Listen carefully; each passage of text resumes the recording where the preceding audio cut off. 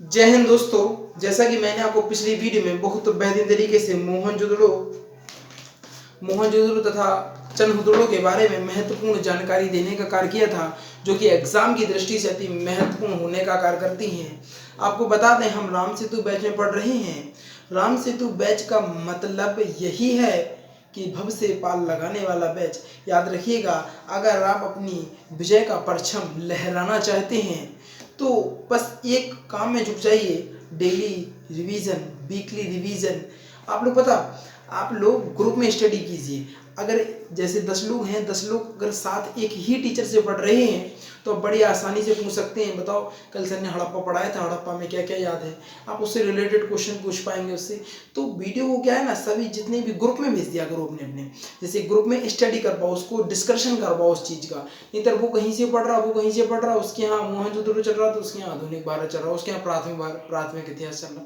तो इस प्रकार की चीज़ें वो बढ़िया नहीं रहती हैं। लेकिन आप बस एक ही टीचर से सारे लोग पढ़ते हैं ना, तो डिस्कशन में अति आनंदित होते हैं और कहीं ना कहीं आप सोचते हैं कि नहीं, रियल में हमारा रिवीजन किस प्रकार का हुआ है, और रिवीजन बहुत बढ़िया हो जाता है। आपको बता दें, आप पीछे की चीज़ें नहीं भेजते, भूलते नहीं हो। अच्छा, एक बात और बता दें, अगर आप डेली नोट्स बनाते हो तो इसका बेनिफिट यह भी है कि जब एग्जाम आता है ना, तो आपको वो ये नहीं देखना पड़ता, अरे वो पन्ना कहाँ गया, अरे वो पेज कहाँ खो गया, आप पन्ने ढूंढते रहोगे। अगर आपके पास रहेगा तो आप पता क्या करोगे, एग्जाम के एक महीने पहले एक महीने का रिवीजन, फिर उसमें 10 दिन का पूरा रिवीजन कर लोगे, फिर 15 दिन, लास्ट 15 दिन का रिवीजन कर लोगे, फिर एक हफ्ते का, फिर लास्ट में एक बार आंखों से बढ़िया तरीके से देख के बढ़िया तरीके से एग्जाम देने जाओगे। तो आप कहीं ना कहीं जितनी चीज़ें अगर भूल भी रहे होगे थोड़ा बहुत, तो सारी चीज़ें आपको बढ़िया तरीके से याद आ जाएंगी और आप लोग एग्जाम में बहुत बेहतरीन सा परफॉर्मेंस करने का कार्य करेंगे।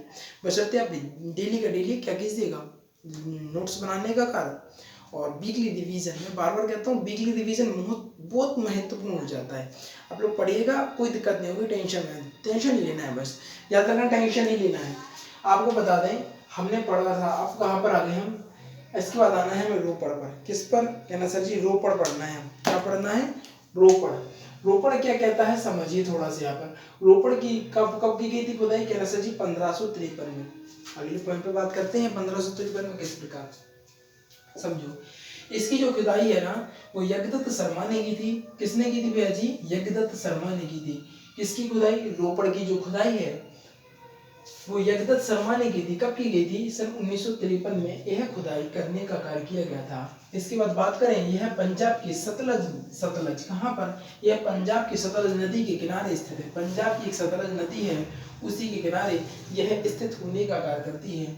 इसके बाद अगले पॉइंट की अगर हम बात करें, यह मानव के साथ साथ पालतू जानवर की भी सब मिली। यहाँ पर क्या मिली, मानव के साथ साथ भैया जी पालतू जानवर की भी सब मिली। एग्जाम में आपसे इस प्रकार क्वेश्चन करता है कि बताइए वह कौन सी जगह है जहां पर मानव के साथ साथ पालतू जानवर के भी सब मिले हैं। क्या मिले हैं, सब यानी डेड बॉडी, ठीक है ना, डेड बॉडी।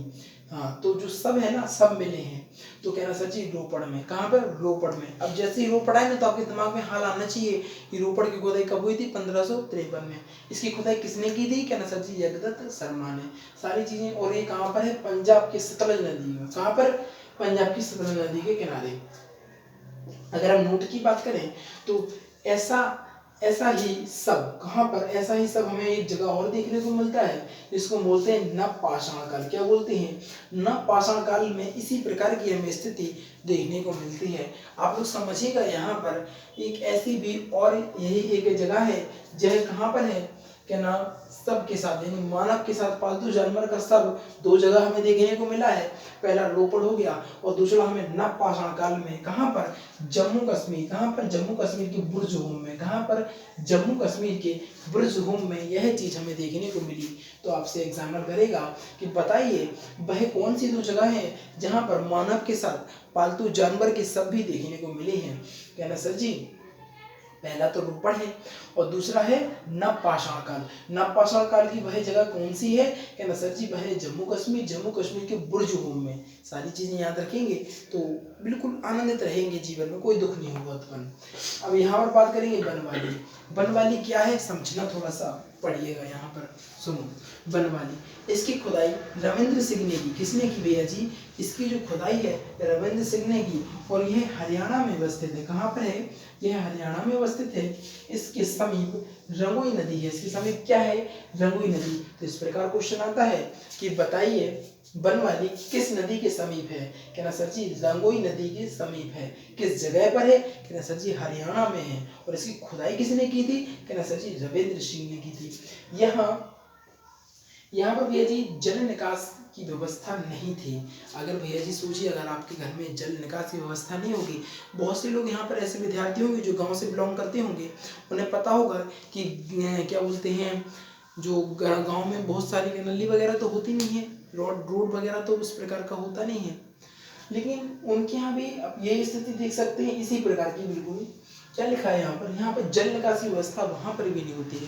तो वहाँ पर आपने देखा होगा कि वहाँ पर बाथरूम, जो लेटरिन बाथरूम है ना, वो सोखते वाले बनाए जाते हैं। इन्हीं लेटरिन बाथरूम के पीछे बड़ा सा गड्ढा कर दिया जाता है, उसी पानी स्टोर बनता है, उसी को सोखता बोलते हैं। क्या बोलते हैं भैया जी? उसको सोखता बोलते हैं। बहुत सारे बच्चे हमारे ऐसे हैं जो गाँव से बिलोंग करते हैं, उन्हें बहुत बड़ी तरीके से समझ में आ गया होगा कि सोखता किसको बोलते हैं। तो समझ गए होंगे। यहाँ पर जब निकास, जल का निकास नहीं होगा तो भैया जी बड़ी सीधी सी बात है, वहाँ पर घरों में क्या मिलेंगे? ना सर जी वहाँ पर घरों में सोखते देखने को मिलेंगे। यहाँ की सड़कें कैसी थी? टेढ़ी मेढ़ी थी। भैया जी कोई भी गांव की सड़क में अगर आप जाएंगे तो भैया जी अक्सर वह सड़कें टेढ़ी मेढ़ी होती हैं। हमने तो कभी भी देखा, एक बार हमारी गाड़ी जा रही थी, हम लोग निकल रहे थे, तो भाई साहब हमने इस प्रकार का रास्ता बनाया था कि उसमें सिर्फ 2 पहिए की गाड़ी निकलेगी, 4 पहिए की निकलने नहीं देंगे। आपको बताएं, देखो अगर आपके गांव का विकास अगर आपको बहुत बेहतरीन तरीके से चाहिए है तो 4 व्हीलर का वाहन वहां पर निकलना अति महत्वपूर्ण है। जब वहां से जितने वाहन निकलेंगे वहां पर उतने ही संसाधन जुड़ने का कार्य होगा और गांव का विकास होगा। तो इस प्रकार की सड़कें बनाएं जिससे कि लोगों के आवाजाही में कोई दिक्कत नहीं होना चाहिए। आप समझिएगा, लोग समझदार हैं, हमें कुछ कहने की आवश्यकता है नहीं। तो यहाँ पर समझ गए होंगे, यहाँ पर टेढ़ी मेढ़ी सड़कें देखने को मिली। अगर हम अगली बात करेंगे तो कालीबंगा। यहाँ पर कालीबंगा देखिएगा, इसका अर्थ क्या होता है? इसका अर्थ होता है काली मिट्टी की चूड़ियाँ। इसका अर्थ होता है भैया जी काली मिट्टी की चूड़ियाँ। एक बार एग्जाम में यह क्वेश्चन कहा गया था कि बताइए कि कालीबंगा किसको कहा जाता है? कहना सर जी कालीबंगा है ना जो, वो काली मिट्टी की चूड़ियों को ही हम कालीबंगा कहते हैं। यहाँ पर महत्वपूर्ण इसका अर्थ ही यही होता है। उसने पूछा कि कालीबंगा का क्या अर्थ होता है? कहना सर जी काली मिट्टी की जो चूड़ियाँ होती हैं वही कालीबंगा का अर्थ होता है। अगर आगे बात करें हम, यहाँ से अलंकृत ईंटें देखने को मिली। क्या मिली भैया जी? यहाँ से हमें अलंकृत ईंटें देखने को मिली, चूड़ी देखने को मिली, जुता हुआ खेत एवं हवन कुंड भी यहाँ पर देखने को मिले।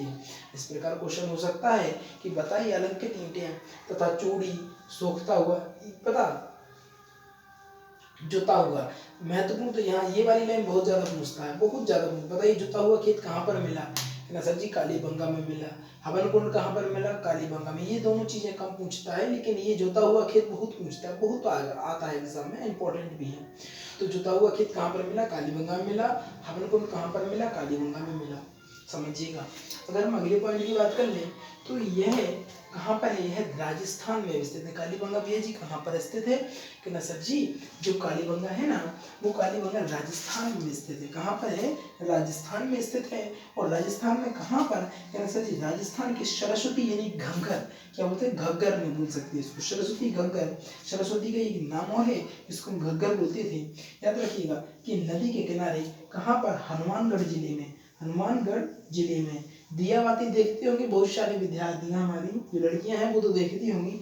तो हनुमानगढ़ जहाँ पर सूरज राठी की दुकान हुआ करती थी ना, बस वहीं की बात कर रहे हैं ये लोग। तो हनुमानगढ़ जिले में कहाँ पर? घग्गर नदी के पास यह अवस्थित थी। और इसकी खोज किसने की? कहना सर जी इसकी जो खोज है ना, इसकी खोज अलमादन घोष ने की। अलमादन घोष ने की। इसकी खुदाई की अगर बात करें, इसकी खुदाई की बात करें तो इसकी खुदाई बीके थापर किसने की? वैसे जी बीके थापर तथा बीबी लाल ने, बीके थापर तथा बीबी लाल ने यहाँ पर करने का कार्य किया। अगर हम अगले पॉइंट की बात कर लें भैया जी, तो हमारे पास आज का है धौलावीरा। धौलावीरा क्या है? हम लोग बहुत महत्वपूर्ण तरीके से पढ़ेंगे और जीवन में कष्ट उत्पन्न नहीं होने देंगे। अगर हम इस पॉइंट की बात कर लें भैया जी, तो यह कहाँ पर? यह गुजरात में स्थित था। और यहाँ पर सिंधु घाटी सभ्यता का सबसे बड़ा स्थल देखने को मिलता है। यहाँ पर क्या मिलता है, सिंधु घाटी सभ्यता का सबसे बड़ा स्थल देखने को मिलता है। इसकी जो खुदाई है वो रविंद्र सिंह ने की। इसकी खुदाई है जी किसने की, सर जी रविंद्र सिंह बिष्ट ने की थी। बस इतना ही था, इसमें धौलावीरा भी अपना हो गया कंप्लीट। इतने इसमें एक ही लाइन थी, मैंने बता दिया डिटेल, बस ये इतना ही इंपॉर्टेंट है भाई जी। देखो पढ़ने को तो बहुत सारा है, लेकिन हमें वो पढ़ना है जो एग्जाम में आता है, ठीक है ना। आपको उस चीज़ का ज्ञाता नहीं बनना है, समझिए आप मेरी बात। अगर मान लीजिए, सुनिए आप एक बात, आपको अपने लिए खाना बनाना है, आपको खाना है। अब मोहल्ले भर के आटे को मारने का क्या फ़ायदा है, उसका कोई बेनिफिट नहीं है भैया जी। आप जितना खाएंगे उतना ही तो बनाएंगे। तो बस जो इम्पोर्टेंट है आपके लिए, एग्ज़ाम के लिए अति महत्वपूर्ण है, वही मैंने आपको डिटेल यहाँ पर बताने का कार्य किया, जो कि आपको नहीं सच में लगा होगा कि नहीं सर सच में वही कंटेंट है जो हम कहीं ना कहीं मिस कर रहे थे अपने जीवन में हो। और यही सारे क्वेश्चन आते हैं। बहुत सारे विद्यार्थी ने एग्ज़ाम दिया होगा, उन्हें पता होगा कि नहीं सर रियलिटी में बिल्कुल यही कंटेंट हमें देखने को मिलता है, इसी में से क्वेश्चन देखने को मिलेंगे। टेंशन मत लीजिएगा, आप लोग वीकली रिवीजन करते रहिएगा, कोई टेंशन नहीं रहेगी। बस अब ध्यान रखिएगा कि जो राम सेतु बैच की भैया जी जो वीडियो है डेली 4 बजे आती है। आप लोग नोटिफिकेशन शेड्यूल बना दिख जाता है, आप लोगों को नोटिफाई भी कर लीजिए, बढ़िया टेंशन नहीं लीजिएगा। और 2 बजे तो पता ही है बाहुबली बैच चलता है, बाहुबली बैच को भी देखिएगा, जो बायोलॉजी का बेइंतहा बहुत बेहतरीन बैच, दोनों बैच एक नंबर के बैच हैं। उसमें भी प्ले लिस्ट में जाएंगे तो लगभग 45 वीडियो उसमें हो गई हैं। और इसमें भी राम सेतु बैच में भी देखो 10 वीडियो इसमें भी हो गई हैं, 10-11 वीडियो इसमें हो गई हैं। मतलब कितने जल्दी समय बीत जाता है हमें पता नहीं चलता है। कोई दिक्कत नहीं है, टेंशन मत लीजिएगा, आराम से पढ़िएगा, आनंदित रहेगा, जीवन में खुश रहिएगा। तो आप लोग बता दें, जितने भी नए नए विद्यार्थी हैं तो ध्यान रखिएगा, वीडियो को लाइक करना तो भूलिएगा नहीं, चैनल को सब्सक्राइब कर दीजिएगा। बता इसमें आपका ही फ़ायदा है, आप ही का ही फ़ायदा है। आप शेयर करेंगे अपने यार दोस्तों चाहने वालों को तो डिस्कशन बहुत बढ़िया हो जाएगा, आप बहुत मर्जी में रहेंगे। आपको पता होगा कि सर ने यहाँ तक पढ़ा दिया, इससे पीछे का हमें पूछना है, आराम से पूछिएगा एक दूसरे में। आप कोई ऐतिहासिक काल पढ़ रहा, कोई आदि ऐतिहासिक, कोई सिंधु सभ्यता, कोई कुछ पढ़ रहा, तो वो को भाई रिवीजन नहीं किया, भाई रिवीजन नहीं किया, इस प्रकार की बातें हो जाती हैं, आनंद में नहीं रहते हैं आप लोग। तो बस ध्यान रखिएगा, वीडियो को लाइक कर दीजिएगा, चैनल को सब्सक्राइब कर दीजिएगा और शेयर करके आइएगा अपने यार दोस्तों चाहने वालों के साथ। क्योंकि आज की जो वीडियो थी कहीं ना कहीं बेहतरीन गजब लाजवाब होने का कार्य कर रही थी, इसी के साथ वीडियो को समाप्त करने का कार्य करते हैं। Thanks for watching. इसका स्क्रीनशॉट ले लीजिएगा आप लोग, ठीक है ना।